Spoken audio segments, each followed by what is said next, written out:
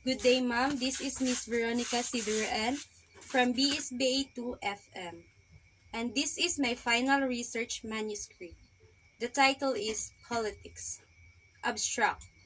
Political globalization refers to the intensification and expansion of political interrelations across the globe. The political dimension of globalization considers how these processes raise an important set of political issues pertaining to the principle of state sovereignty.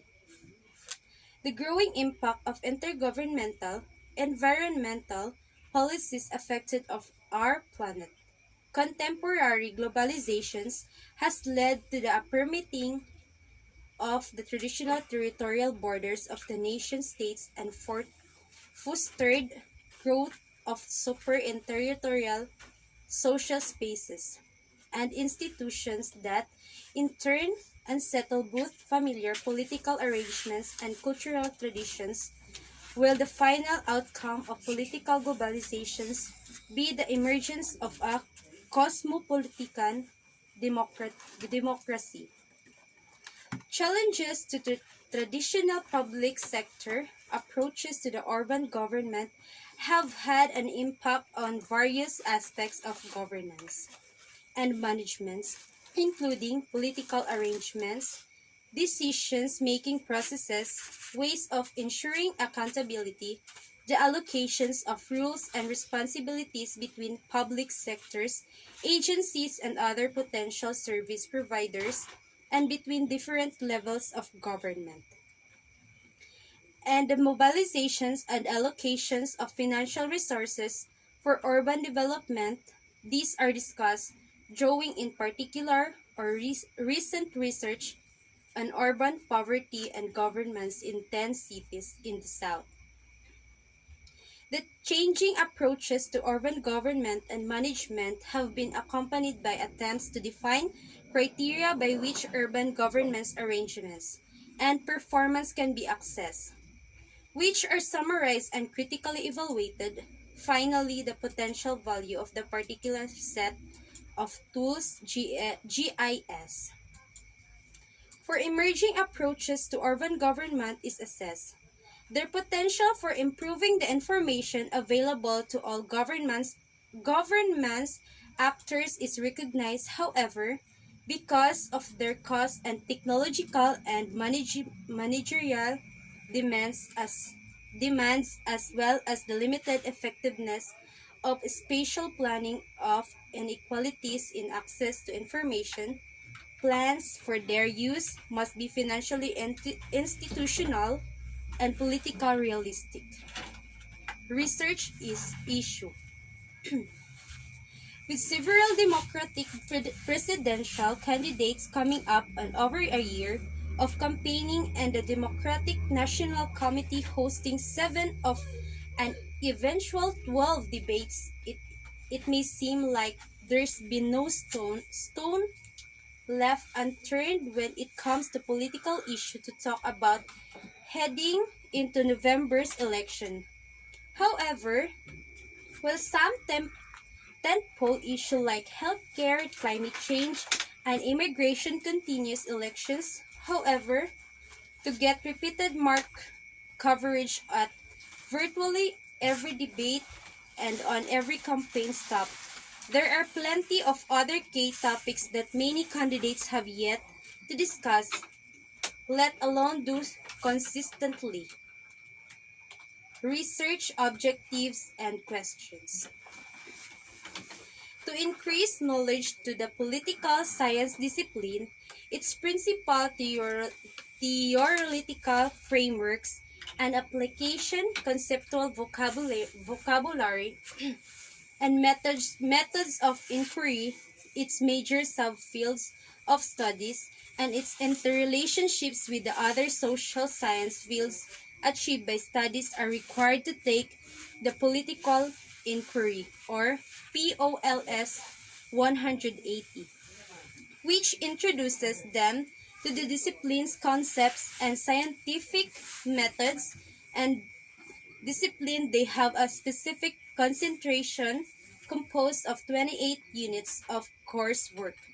In a major and disciplinary cognates, students are required to take one course in research design, POLS 359, and one American political system, including its history, philosophical, constitutional, and legal foundation, leading political values and ideas, government institution, and policy-making processes. Achieved by students are required to take specific courses in American government, public law, and political theory. Additionally, students fulfill their major requirements by taking a variety of courses that address the function and process of government and politics as the international, national, and state levels. To increase knowledge of diverse political systems around the world, including empirical or based knowledge, broader theoretical understanding of different political systems, institution and process required to take in international relations, POLS 225.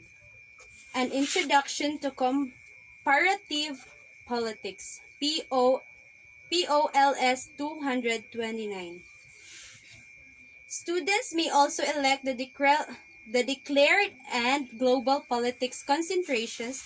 A number of students participate in the Model United Nations program where they study and discuss matters of international importance, and role play with groups from other institutions and selected countries in mock UN sessions. Methodology.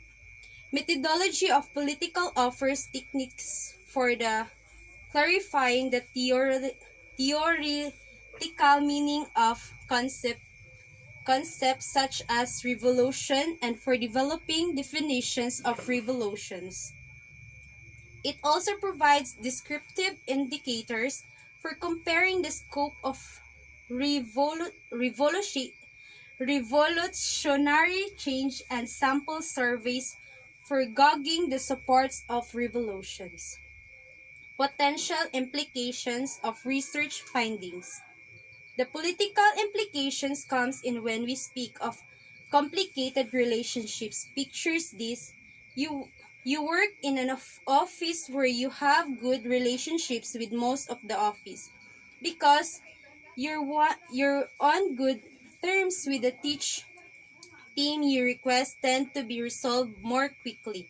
There's new employee in a similar position to you, but they don't get their work in on time and track credit.